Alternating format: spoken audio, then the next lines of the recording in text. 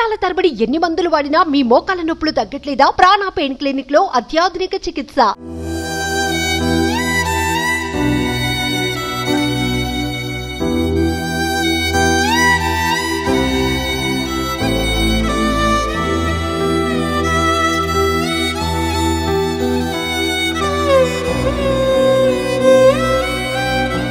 నమస్తే, నేను విజయ్. ఖమ్మం నగరంలో ఉన్నటువంటి కొన్ని దృశ్యాలు, అంటే మున్నేరు వాగు ముంచెత్తిన ఇళ్లలో పరిస్థితులు ఎలా ఉన్నాయో ఒకసారి మీకు కళ్ళకు కట్టినట్టు చూపించే ప్రయత్నం చేస్తాను. ప్రజెంట్ నేను మున్నేరు వాగు పరిసర ప్రాంతాల్లో ఉన్నటువంటి బొక్కలగడ్డ ప్రాంతంలో ఉన్నాను. ఒక్కసారి మనం చూడొచ్చు, ఆ తీగల మీద మనకు అక్కడ ఆ వాటర్ ఫ్లో దాదాపుగా ఆ హైట్ వరకు వెళ్ళింది. అక్కడ వస్తువులన్నీ కూడా ఇరుక్కుపోయినాయి. అంటే దాదాపుగా ఇల్లు మొత్తం పూర్తిగా మునిగిపోయినటువంటి పరిస్థితి. ఇంటి లోపల ఎలాంటి సిచ్యువేషన్ ఉంది, అసలు ఏ వస్తువు అన్నా పనికొస్తుందా లేదా కూడా మీకు లైవ్లో చూపించే ప్రయత్నం చేస్తాను. రండి. ఇప్పుడే కొద్దిసేపటి కిందటే శుభ్రం చేసుకుంటున్నారు బురదనంతా కూడా. ఒకసారి మన ఇంటి లోపల ఉన్న సిచ్యువేషన్ని మీకు వివరించే ప్రయత్నం చేస్తాను. ముందుగా మనం చూడొచ్చు, పిల్లలు చదువు కోసం ఉపయోగించేటువంటి పుస్తకాలు ఏ విధంగా డ్యామేజ్ అయ్యో చూడొచ్చు. అంటే పిల్లలు ఎంతో జాగ్రత్తగా వాటికి అట్టలు వేసుకుంటూ, కవర్లు వేసుకుంటూ, స్టిక్కర్స్, లేబుల్స్ అంటించుకొని ఆ పిల్లలంతా కూడా ఈ విధంగా స్కూల్ని ఎంతో జాగ్రత్తగా సంవత్సరం పొడవునా ఈ బుక్స్ని యూజ్ చేస్తారు. వీరు చదువుకున్నటువంటి బుక్స్ అంతా కూడా పూర్తిగా డ్యామేజ్ అయిపోయి అసలు తిరిగి ఉపయోగపడినటువంటి పరిస్థితి ఇక్కడ కనిపిస్తుంది. చూడండి, ఏ ఒక్క వస్తువు కూడా పనికిరానటువంటి సిచ్యువేషన్ మనం చూడొచ్చు. ఈ పిల్లలిక వీరి చదువు ఏ విధంగా కొనసాగుతుంది, తిరిగి వీరి జీవితాలు ఎలా స్టార్ట్ అవుతాయి కూడా మనం ఊహించలేనటువంటి పరిస్థితి.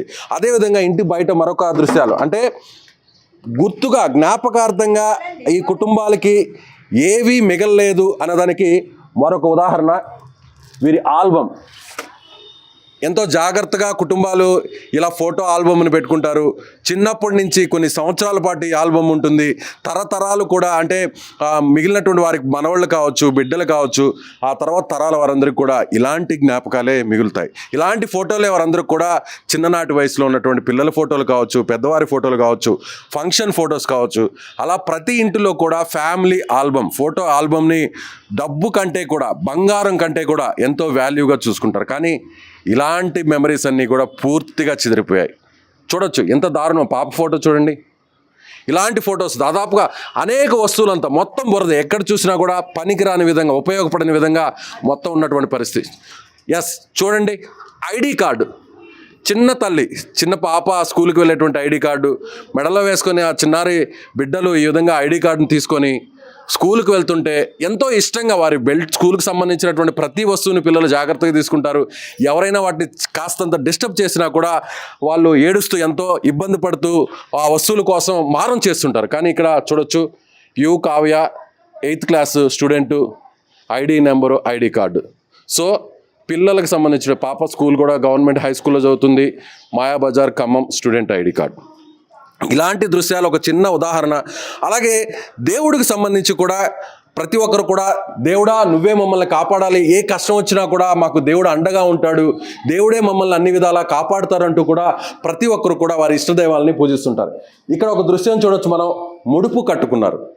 ముడుపు కట్టుకొని అందులో డబ్బుల్ని, రోజువారీ డబ్బుల్ని దాచిపెట్టుకొని దేవుడికి మొక్కులు చెల్లించడానికి ఇలా ముడుపులు కట్టుకున్నారు. ఇక్కడ ఏ వస్తువు మిగలేదు. చూడొచ్చు, ప్రతి వస్తువు, అంటే ఆ ఇంటికి సంబంధించినటువంటి లెక్కలకు సంబంధించిన పుస్తకాలు కావచ్చు, పిల్లలకు.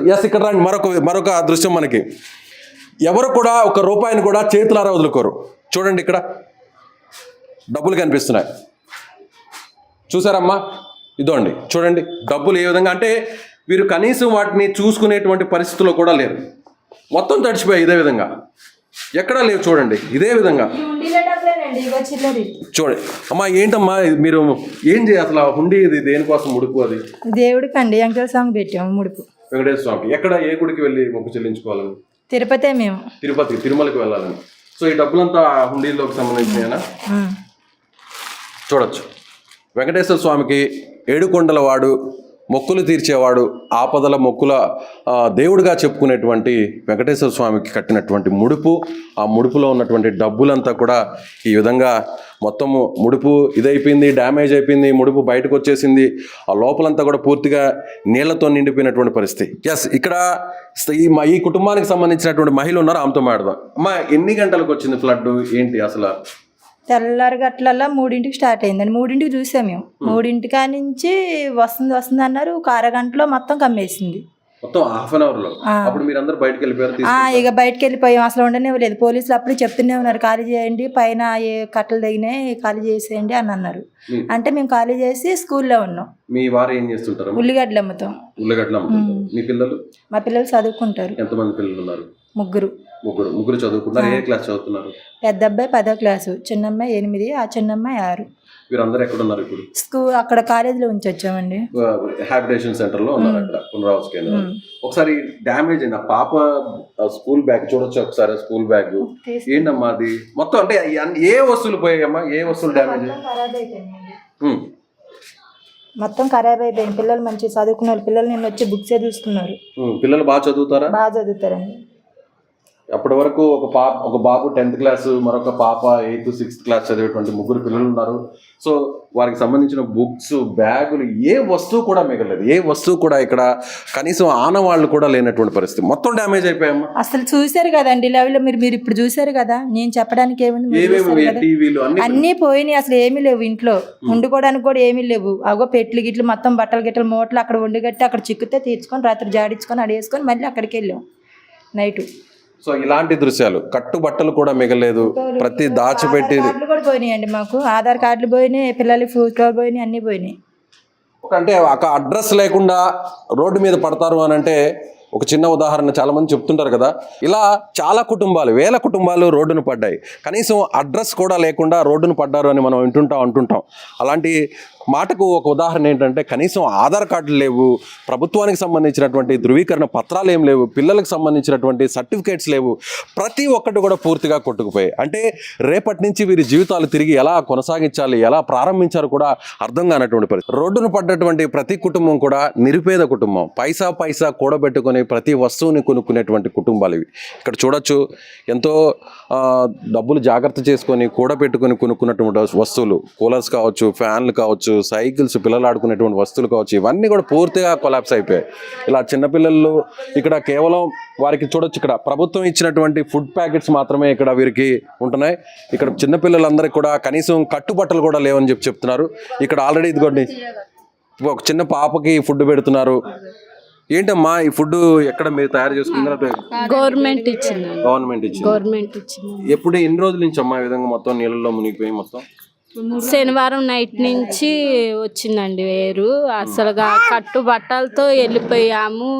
అన్నీ కొట్టబోయినాయి, ఏమీ లేవు. ఇల్లు పగిలిపోయింది, రేకులన్నీ పగిలిపోయినాయి. అందరికి కొద్దిగా అట్లా ఉన్నాం. అదైతే శాంతం మునిగిపోయింది చూడండి. అసలుగా పిల్లలైతే ఎట్లా ఏడుస్తున్నారు, అమ్మ ఇల్లు అంటే ఇల్లు లేదు, ఏమీ లేదు. పిల్లల్ని వేసుకొని రోడ్డును పడ్డాం, పసిబిడ్డలను వేసుకొని. పిల్లలైతే ఆకలికి ఒకటే ఏడుపులు. నైట్ పూట పడుకోవట్లే, చేయట్లేదు, ఒకటే ఏడుస్తున్నారు. పిల్లల్ని పట్టుకొని రోడ్ల మీద ఎట్లుండాలో అర్థం కావట్లేదు. ఏం చేస్తుంటారమ్మా మీ వారు? మామూలు సామానం అమ్ముతామండి, ప్లాస్టిక్ సామాను, 10 రూపాయల సామాను. రోజు ఎంత, నెలకి ఎంత సంపాదిస్తారు? 200-300 రోజుకి, అంతేనండి. మొత్తం ఏమి మిగలేదు చూడండి. మొత్తం తుడిచిపెట్టుకుపోయినాయి. ఇగో ఇట్లా ఉన్నాం మేము. మా అసలు ఏం చెప్పాలో కూడా అర్థం కావట్లేదు. నాకు ఏడుపు వస్తుంది. మొత్తం కొట్టపోయినాయి, ఏమీ లేవు. ఏ వస్తువు మిగలలేదు. పిల్లలు ఆడుకునే బొమ్మలతో సహా పసిపిల్లలు ఎట్లుండాలి ఏమో కూడా అర్థం కావట్లేదు. వాళ్ళు వస్తారు, ఒక 2 కేజీలు 3 కేజీలు బియ్యం ఇస్తారు. ఎన్ని రోజులు? 1 రోజు 2 రోజులకి అయిపోతాయి. తర్వాత మా పరిస్థితి ఏంది? ఈ వస్తువులన్నీ కూడబెట్టుకునేసరికి ఎప్పటికైతుంది? మళ్ళీ సంవత్సరం పడుతుంది అదంతా అయ్యేసరికి. మళ్ళీ ఆ సంవత్సరానికి ఏ రోజు వస్తుందో రాదో ఎవరికి తెలుసు. మళ్ళీ వచ్చి మళ్ళీ పోతాయేమో. పూర్తిగా రోడ్డును పడిపోయినట్టే సార్. చూడండి, ఏమీ లేవు వస్తువులన్నీ. అక్కడ కూలర్లు అవన్నీ మొత్తం పోయినాయి, బట్టలు కూడా పోయినాయి. ఇలాంటి చిన్నపిల్లలతో ఉన్నటువంటి తల్లులు ఆవేదన నిజంగా హృదయ విదారకం. ఎందుకంటే కట్టుబట్టలతో వీరందరూ కూడా ప్రాణాలు అరచేతిలో పెట్టుకొని బయటకు పరుగులు తీశారు. వస్తువులు, ఇల్లు అన్నిటి కూడా వదిలేసి కేవలం ప్రాణాలు ఉంటే చాలు అంటూ పరుగులు తీసినటువంటి పరిస్థితి. కానీ తిరిగి ఇప్పుడు వరద తగ్గిన తర్వాత ఇళ్ళకు వచ్చి చూస్తే ఏ ఒక్క వస్తువు మిగలలేదు. పిల్లలకు సంబంధించినటువంటి దుస్తులు లేవు. పైసా కూడబెట్టుకుని జాగ్రత్త చేసుకున్నటువంటి ఏ వస్తువు కూడా లేదు. కేవలం ఇలా ప్రభుత్వం ఇస్తున్నటువంటి ఫుడ్ మాత్రమే అదొక్కటి మాత్రమే కడుపు నింపేటువంటి పరిస్థితి. ప్రభుత్వం కొన్ని రోజులు ఇస్తుంది, ప్రభుత్వం కొంత సాయం చేస్తుంది, ఆ ప్రభుత్వం భరోసా ఇచ్చేటువంటి ప్రయత్నం అయితే చేస్తుంది. కానీ తిరిగి ఈ జీవితాలు మళ్ళీ దారిన పడడానికి, గాడిన పడడానికి మరి ఇంకెంత సమయం పడుతుందో కూడా చెప్పలేనటువంటి పరిస్థితి.